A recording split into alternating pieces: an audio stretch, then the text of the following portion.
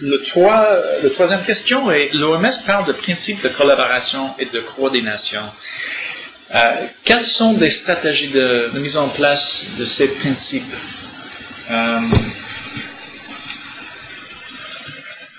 Pour moi, le clé de coordination effective est l'acceptance de l'idée que la gestion d'un risque est quelque chose partagé par plusieurs partenaires. Donc, c'est santé publique.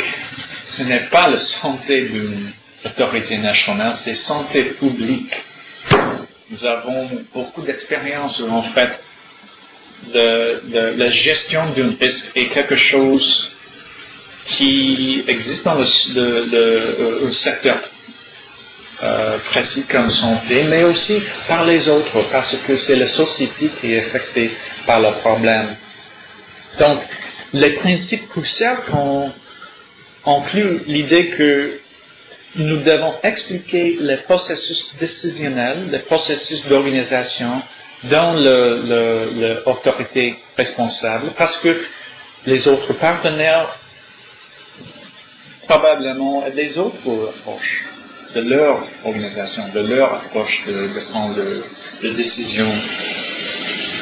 Nous devons travailler avec les organisations, pas nécessairement toujours d'accord avec nos idées, nos approches. Et c'est difficile.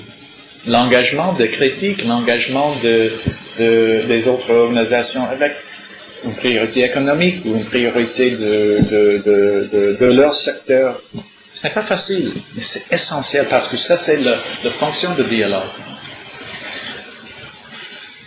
On doit accepter la possibilité de différence entre la communication.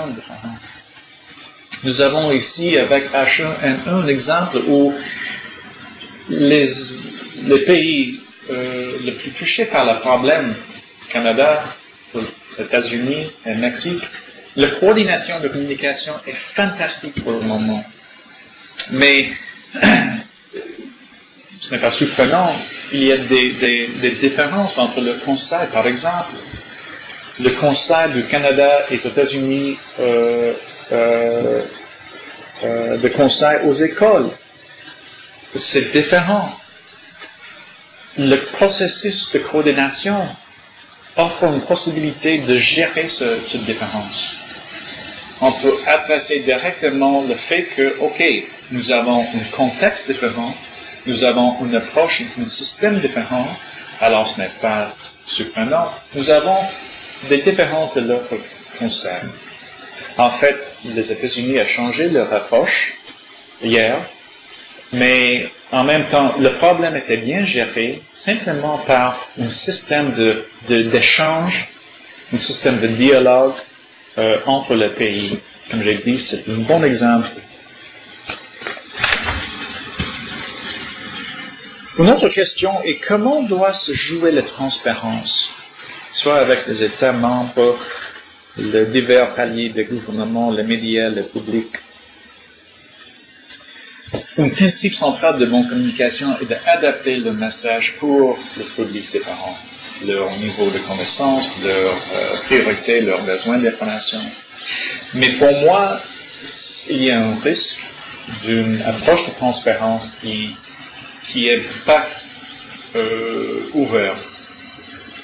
Un exemple. La réponse de Stas, notre idée est de développer un site web dédié à le problème. Et c'était un site divisé, une section pour le public général et une autre section pour les professionnels de santé. Mais rapidement, c'était clair qu'en fait, pour les citoyens, leur intérêt était avec la meilleure information, la vraie histoire, la vérité. Donc, suivant leur préférence est pour l'information pour les professionnels de santé. Avec une idée que ça, c'est en fait plus ouvert.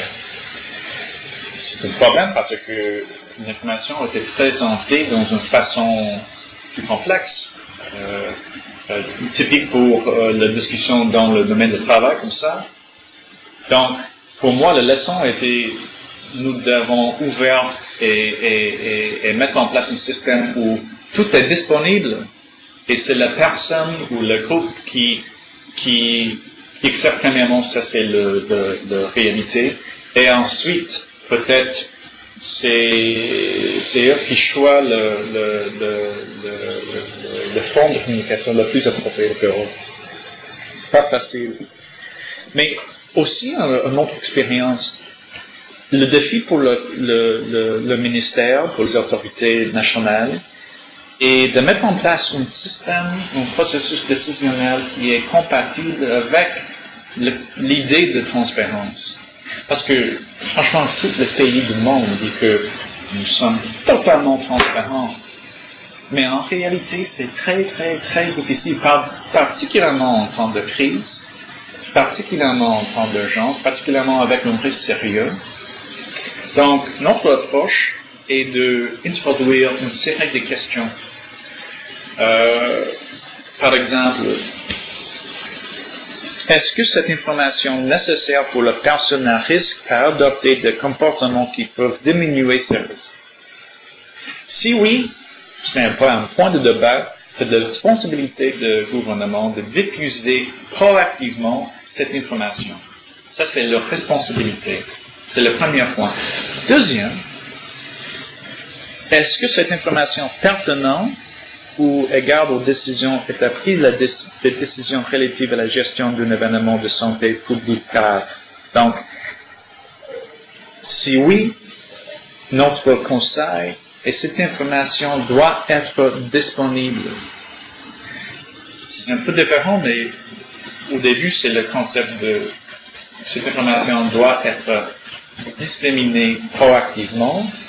C'est différent que, OK, nous devons ouvrir la porte de notre processus décisionnel, notre base de décision est disponible est le point clé. Aussi, on doit accepter la possibilité de limitation de communication de risque.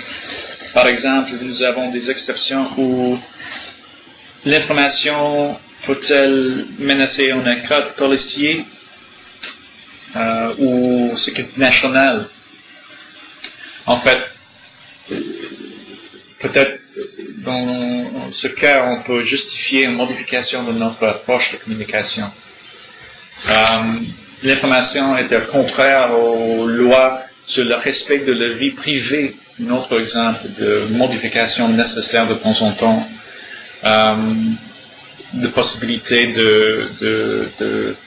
des effets négatifs pour un groupe ethnique, par exemple, ou une région. On doit garder bien la sensibilisation de ce problème. Mais le point est, OK, on peut adapter notre approche, mais l'objectif de santé publique, okay, la première question, doit être respecté. Ça, c'est la priorité. Une autre question. Et tous ces aspects peuvent être intégrés dans un cadre générique de la gouvernance du risque. Comment décrirez-vous la gouvernance actuelle du risque et comment voudriez-vous en voir l'évolution? C'est une question très, très intéressante. C'est le cours de notre défi, à mon avis. Pour le moment, les communications de risque ne sont pas encore intégrées dans ce cadre plus large, franchement. Nous avons des exceptions. Le travail de l'Agence de santé publique au Canada, aux États-Unis, d'autres exemples dans le monde occidental, mais aussi le soin de santé au monde développement et aussi des bons exemples de dialogue souvent, parce que l'information est souvent le seul outil de confronter un risque, de gérer un problème. Mais en général, la communication de risque est la dernière étape, ou peut-être après la dernière étape d'un processus de gestion de risque. Donc, pourquoi?